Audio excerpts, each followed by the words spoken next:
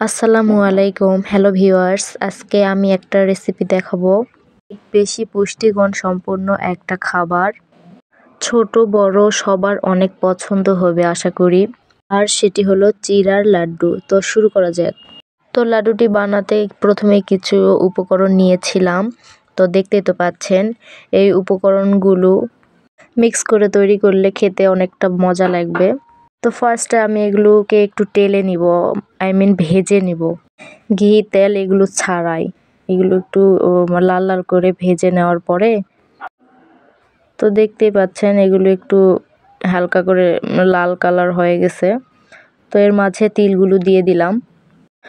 আপনারা তো জানেনই বাদামে কত রকমের পুষ্টিগুণ আছে, একদম ভরপুর পুষ্টিগুণে।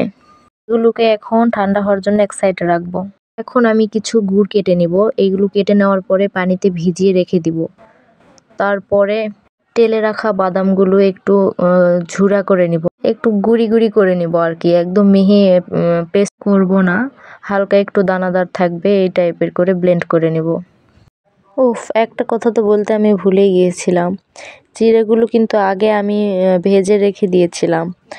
ভেজে বলতে তেল বাদে আর কি, এমনি থেকেই হালকা করে ভেজে ভেজে রাখা হয়েছিল। এখন শুধু বাদামগুলো টেলে নেওয়া হয়েছে, সবগুলো একসঙ্গে মিক্স করে ব্লেন্ড করে নিলাম। শর্করা ছাড়াও চিড়া থেকে আমিষ, আয়রন, ক্যালসিয়াম এবং আঁশ পাওয়া যায়। এই জন্য আমাদের প্রত্যেকেরই উচিত এই চিড়াটা খাওয়া।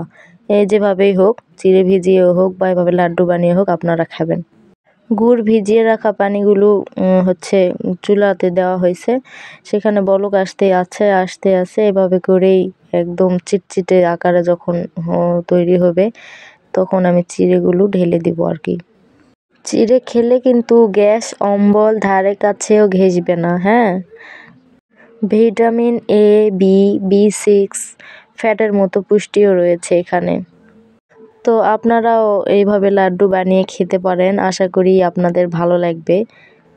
দেখুন মিক্স করতেছি সবগুলো, আর বেশি সময় লাগবে না, প্রায় তৈরি হয়ে গেছে। এখন একটু আঠালো আঠালো টাইপের করে নিব, বেশি সময় আর লাগছে না। আপনাদেরকে অসংখ্য ধন্যবাদ যারা এখনও আমার ভিডিওটি এই পর্যন্ত দেখতেছেন। ভালো লাগলে একটা শেয়ার করে দিবেন। হালকা একটু ঠান্ডা করে নিয়ে হাতে ঘি মেখে নিয়েছিলাম, তারপর গোল গোল শেপ করে লাড্ডুটা তৈরি করলাম। অত একবারে স্মুথ বানাবো না, একটু অন্যরকম টাইপের করে বানাতে চেষ্টা করতেছি। তো দেখুন, দেখতেই তো পাচ্ছেন কেমন লাগতেছে বলেন লাড্ডুগুলো দেখতে।